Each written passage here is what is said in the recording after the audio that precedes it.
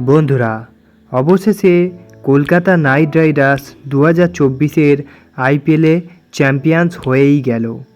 আর তার নেপথ্যে ক্রেডিটটা বেশিরভাগ অংশ দিয়ে চলেছে গৌতম গম্ভীরের মেন্টরশিপকে।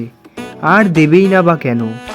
গত 2 বছর ধরে যে দল নিয়ে কলকাতা প্লে অফে যেতেই পারছিল না, সেই দলটিকে একেবারে পুরোপুরি পরিবর্তন করে দিল গৌতম গম্ভীর আসা মাত্রই। যেখানে গৌতম অকশানে দুরন্ত স্ট্র্যাটেজি নিয়ে নেমেছিল এবং মিচেল স্টার্কের মতো প্লেয়ারকে চড়া দামে কিনেও ট্রোলের সম্মুখীন হয়েছিল তিনি। তবে তার এই সিদ্ধান্ত একেবারে যে সঠিক সেটা সেমিফাইনাল এবং ফাইনালে স্টার্ক দেখিয়ে দিল।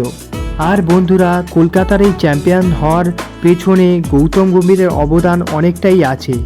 তবে কলকাতা নাইট রাইডার্সের ফ্যানদের জন্য রয়েছে একটা দুঃখের খবর। তবে অ্যাজ এ ভারতীয় ক্রিকেট ফ্যান অবশ্যই কেকেআর ফ্যানদেরকে মানিয়ে নিতে হবে গৌতম গম্ভীরের ফাঁকা স্থান। হ্যাঁ বন্ধুরা, সদ্য একটি নিউজ উঠে আসছে যে গৌতম গম্ভীর আসন্ন বিশ্বকাপের পরেই ভারতীয় দলের কোচ হিসাবে নিযুক্ত হচ্ছে। বন্ধুরা, এই খবর কি আদৌ সত্য নাকি নিছক একটা গুজব মাত্র?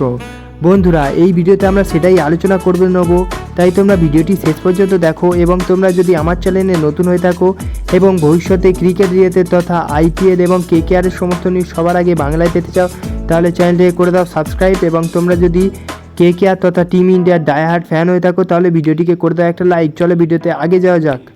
বন্ধুরা, গত 26শে মে কলকাতা নাইট রাইডার্স তৃতীয়বারের জন্য আইপিএলের শিরোপা পেয়ে গেল এবং আইপিএল ইতিহাসের সবচেয়ে সফল তৃতীয় দল হিসাবে উঠেও এলো। আর কলকাতাকে চ্যাম্পিয়ন করার পিছনে অনেকাংশই কৃতজ্ঞতা দিতে চলেছে কলকাতা নাইট রাইডার্সের কোচ এবং ম্যানেজমেন্টের। আর সেখানে গৌতম গম্ভীরের অনেকটাই অবদান সবচেয়ে বেশি বলে মনে করছে ফ্যানেরা। আর কলকাতা চ্যাম্পিয়ন হওয়ার পরে থেকেই সবার আলোচনা শীর্ষে উঠে এসেছে যে আসন্ন বিশ্বকাপের পরেই নাকি গৌতম গম্ভীর ভারতীয় দলের। আসলে বন্ধুরা, এই খবরটি উঠে আসছে ক্রিক বাসের তরফ থেকে। ক্রিক বাসের একটি প্রতিবেদন অনুযায়ী আইপিএলের একটি বড় ফ্র্যাঞ্চাইজির মালিক জানিয়েছে যে গৌতম গম্ভীরের সাথে পুরোপুরিভাবে চুক্তি হয়ে গিয়েছে বিসিসিআই। আর তিনি এও জানান যে গৌতম গম্ভীরের অফিসিয়ালভাবে অ্যানাউন্সমেন্টটা শুধুমাত্র সময়ের অপেক্ষা।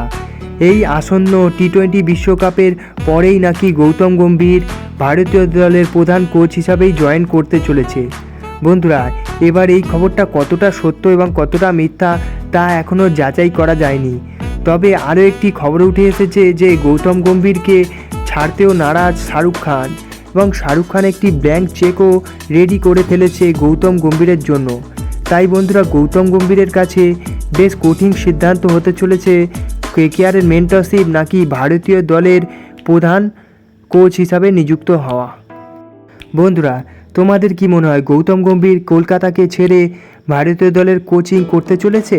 আর যদিও বা কোচিং করে তাহলে ভারতীয় দল কি সাফল্যের মুখ পেতে পারে? বন্ধুরা, তোমাদের মতামত তোমরা কমেন্টে জানাতে পারো এবং দেখা হচ্ছে অন্য কোনো ভিডিওতে। ততক্ষণের জন্য বাই বাই।